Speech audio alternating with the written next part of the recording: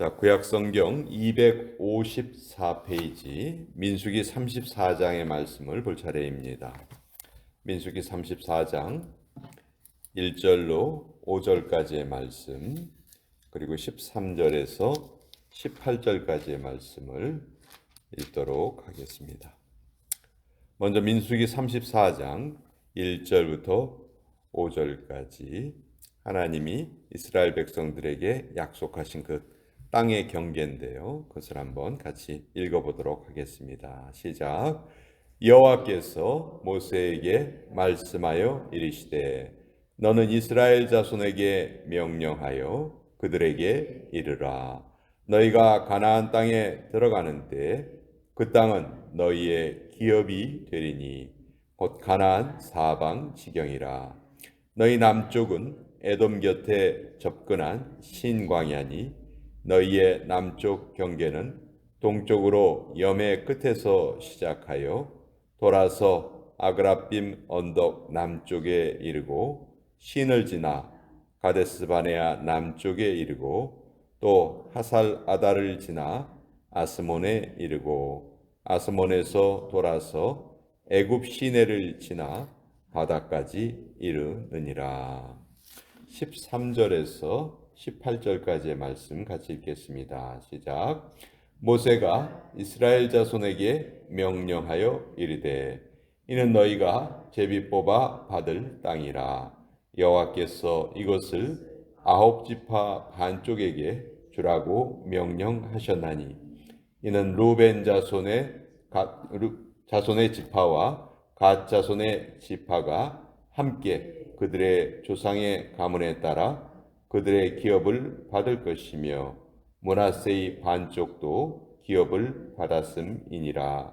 이 두 지파와 그 반 지파는 여리고 맞은편 요단 건너편 곧 해돋는 쪽에서 그들의 기업을 받으리라. 하나님의 말씀입니다. 아멘.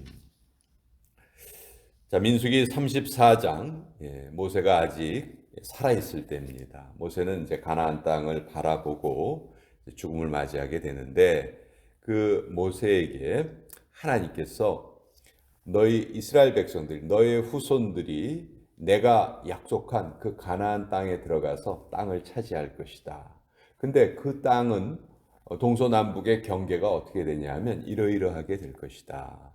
그리고 그 땅 외에도 요단 동편에서 두 지파의 반이 땅을 차지할 것이다. 이 약속의 말씀을 주신 거예요. 아직 가나안 땅에 들어가지도 않았어요.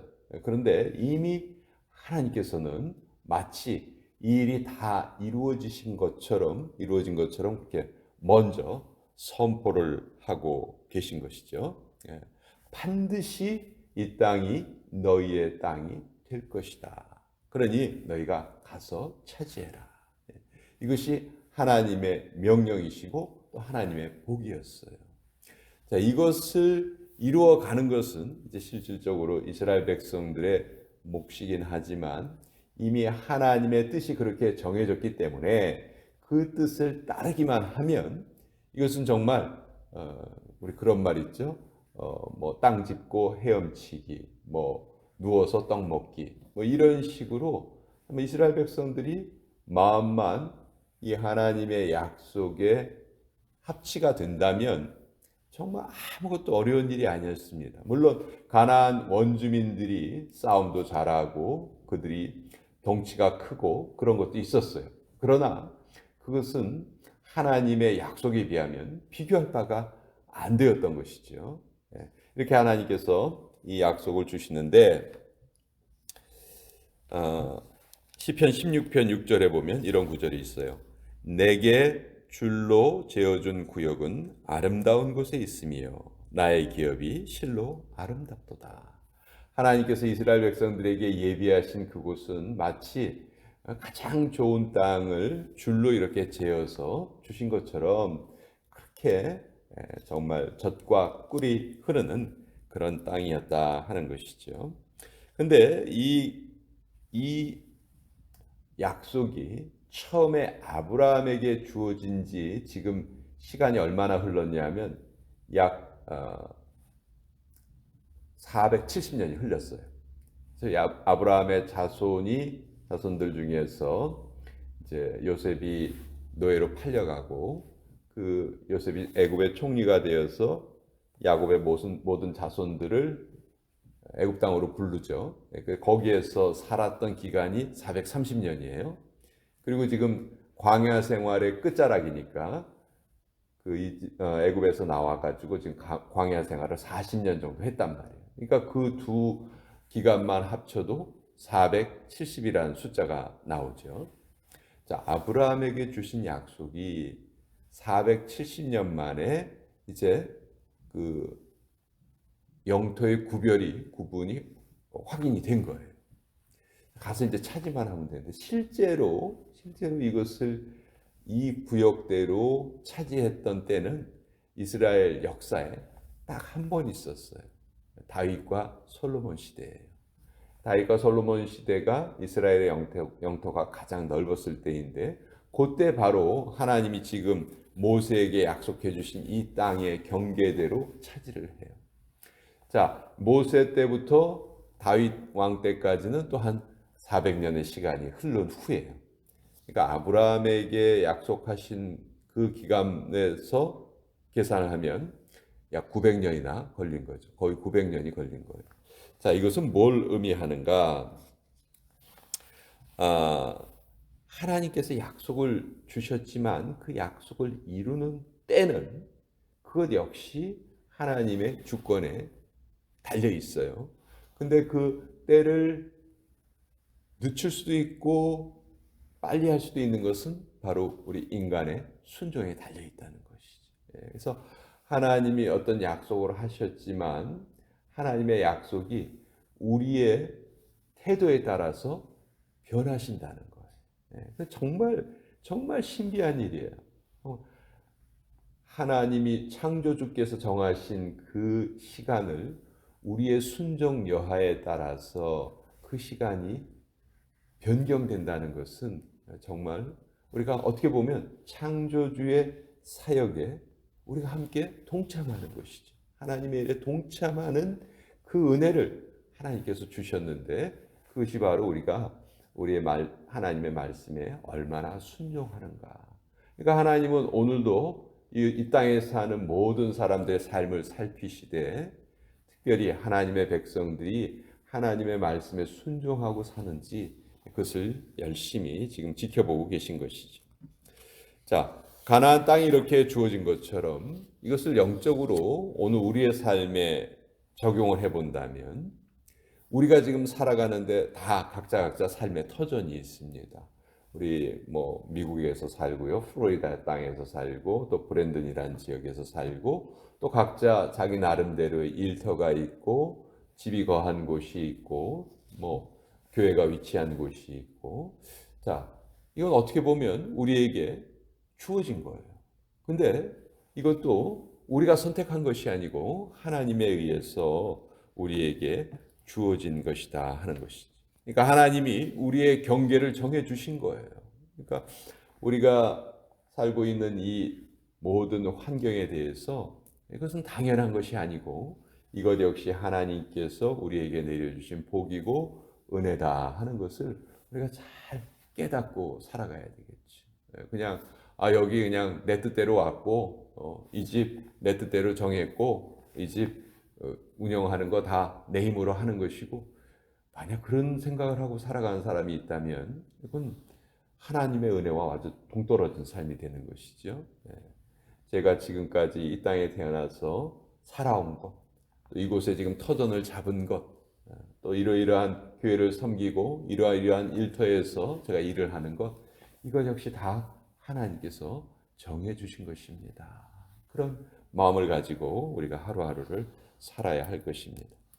보통 성경에서 가나안 땅의 경계를 표현할 때에는 단에서부터 브엘세바까지, 브엘세바에서부터 단까지. 브엘세바는 남쪽 끝이고요, 단은 북쪽 끝이에요. 그러나 그것은 일반적인 그 이스라엘의 경계를 나타내는 표현인데 하나님께서 주신 이 민수기 34장에 있는 그 땅의 경계에 비하면은 아주 작은 거예요. 아주 줄어들어 있어요. 왜 그렇게 줄어들었는가? 다시 설명을 안 드려도 되겠죠. 하나님이 그들을 가나안 원주민을 쫓아내라 하셨는데 그들을 쫓아내지 않고 하나님의 말씀에 불순종한 그런 결과였던 것이죠. 자, 그리고 우리가 두 번째 읽었던 부분을 보면 하나님께서 그 이스라엘 가나안 땅을 12지파에게 배분을 해 주실 때 제비뽑기의 방법을 쓰셨어요. 이것은 하나님께서 전적으로 그 땅의 경계를 하나님의 뜻에 의해서 정해 주셨다는 것을 의미해요. 만약 이것을 12지파가 너희들 원하는 대로 차지해라 했다면 아마 지파 간에도 경쟁이 일어났을 것이고 다툼이 일어났겠죠. 서로 좋은 땅을 차지하려고 했겠죠. 그런데 하나님께서 딱 제비뽑기라는 그 방법을 통해서 완전하게 이들의 경계를 정해 주신 거예요. 그리고 이그 17절에 보시면 너희에게 땅을 기업으로 나눌 자의 이름은 이러하니 제사장 엘르아살과 눈의 아들 여호수아니라. 우리는 보통 여호수아가 제비뽑기를 다 주관을 했고 여호수아에 의해서 땅이 나누어졌다. 보통 일반적으로는 그렇게 알고 있는데 사실은 여호수아 말고 한 사람이 더 있었어요. 그 사람이 바로 제사장 엘르아살이죠. 그러니까 제사장 엘르아살이 땅 배분에 아주 결정적인 역할을 했고요. 또 이 두 사람 외에도 또 18절에 보시면 너희는 또 기업의 땅을 나누기 위하여 각 지파에 한 지휘관씩 택하라. 12명의 지휘관이 택해집니다. 실제로 이 12명의 지휘관이 제비뽑기를 한 것이죠. 그래서 하나님의 명령대로 엘르아살과 여호수아와 12명의 이 지휘관이 땅 배분에 직접적으로 관여를 하게 됩니다. 하나님께서 각 지파의 두령을 뽑아라 하고 명령하신 경우가 3번이 있었어요. 처음에 민수기가 백성들의 숫자를 세는 거죠. 그 백성들의 숫자를 셀 때 각 지파에서 한 사람씩 족장을 뽑아요. 그래서 그 사람이 각 지파를 관할을 하고 인구를 셉니다. 그때 한번 그 족장들을 뽑아라 이렇게 말씀하셨고 또 한 번은 가데스 바네아에서 정탐꾼을 보낼 때 각 지파별로 한 사람씩 뽑아라 그렇게 말씀을 하셨죠. 근데 이 12명의 정탐꾼은 여호수아와 갈렙 외에는 정말 부끄러운 이름을 남기고 말았어요. 그리고 그들은 지금 이제 다 죽은 상태입니다. 그리고 이제 모세가 하나님의 명을 받아서 새로이 또 12명의 그 지휘관을 뽑아서 이들이 앞으로 차지할 땅을 나누게 하시는 거죠. 자, 이렇게 가나안의 땅이 배분이 되었고 이제는 이 이후에 그 내용을 보면 이제 들어가서 가나안 땅에 들어가서 하나님의 명령대로 실천만 하면 될 것 같은 그런 정말 희망적인 분위기죠. 그러나 이 이후의 역사는 우리가 잘 아는 것처럼 결국은 하나님의 말씀을 제대로 지키지 못하고 이스라엘의 나라가 멸망당하고 말죠. 북이스라엘 남유다 다 망하고 맙니다. 그리고 이제 예수님이 이 땅에 오셔서 이제는 혈통으로 이루어지지 않은 이스라엘, 영적인 혈통으로 이루어진 새로운 이스라엘을 우리에게 허락하셨고 그래서 우리가 지금 영적인 이스라엘로 이 땅을 살아가고 있는 거예요.